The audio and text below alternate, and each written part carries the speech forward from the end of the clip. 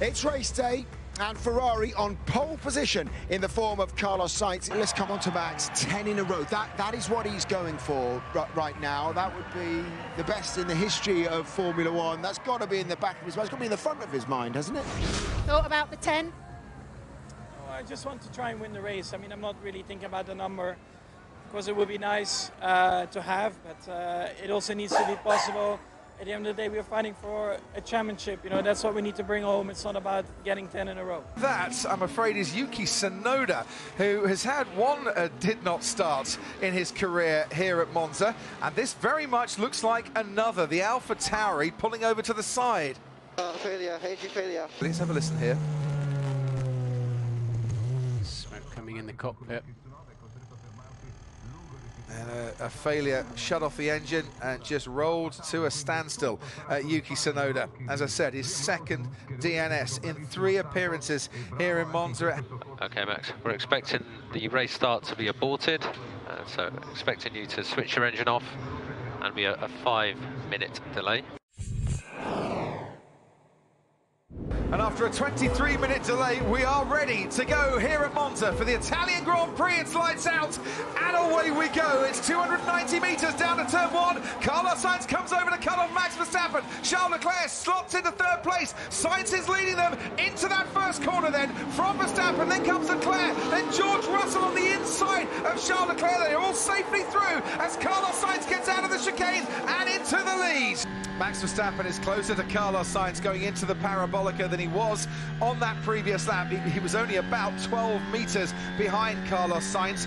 And now comes that main straight, and in a moment will come the moments that Max Verstappen gets DRS, and it's only worth about an extra 7 kilometres an hour, but with the slipstream as well, it is mighty important for Max Verstappen, who just gets alongside Carlos Sainz and then runs out of room going into that first chicane. He almost got that move done. Did he lose time, though, to Charles Leclerc in trying the overtake?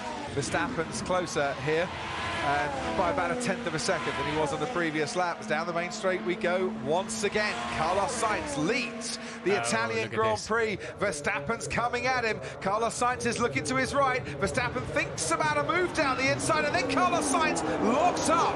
And that will be a very good sign for Max Verstappen to see the Ferrari doing that, getting out of the chicane. Verstappen gets much better traction, and through the Curva Grande now, Verstappen just inches ahead, and Sainz is trying to fight this all the way with better top speed. He's fighting back. It's about 1 metre ahead as into the next chicane we go. Verstappen's on the inside. Verstappen is ahead here in Monza. Carlos Sainz fought it for 14 and a bit laps, but he could fight no more as our new race leader, Max Verstappen, gets past the Ferrari.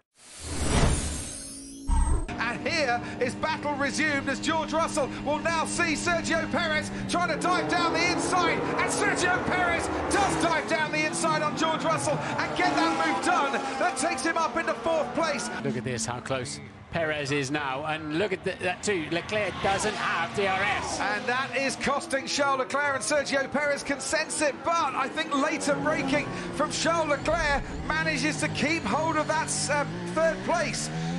Desperate times, desperate moves, and stout defending from Charles Leclerc. Sergio Perez has got great traction coming around the Curva Grande. He's trying to work out which way do I go. Left, right. He's going right, and he's touched and made contact potentially. Certainly got onto the gravel to Sergio Perez. He was desperately trying to fight his way past Charles Leclerc. That could have ended very, very badly. She's not giving any speech. How fast are you going to go? This giving Sainz a little bit of breathing space as well, isn't it? He's closer now. He hasn't got DRS once again, Charles Leclerc, so he knows what's coming because it happened on the previous lap. And Sergio Perez goes towards the right-hand side and then makes the move, swoops around Charles Leclerc, who tries to fight it back, under braking into that first chicane, but he can't. Perez then up into the podium places. 1 Ferrari dispatched, another Ferrari to go. There's potential for a lot of place changes here. There's been potential for Perez for many, many laps. This looks like his best shot so far, but Carlos Sainz is still sticking with him, and once again Sergio Perez has to bail left and into the runoff area, and whilst he does go into 2nd place, surely they're going to have to swap that round again. and they do. He's not leaving any room, man. Come on. We cannot wait like this. Yeah, I think that, for me, that one's fair enough. I think he was far enough alongside and there was enough space that he earned the right there to a little bit of space around the outside of turn one. He's much closer this time. The only thing that's going to make Sergio Perez happy here is if he gets this overtake done.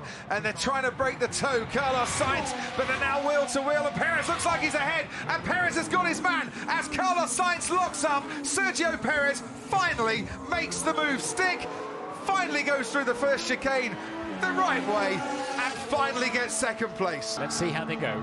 If you were sitting on the pit wall at Ferrari, you might be like, right, we're third and fourth, the only thing that happened now is to take each other out of the race. And the thing is, on a day when Ferrari will move ahead of Aston Martin in the Constructors' Championships as well, they need all these points.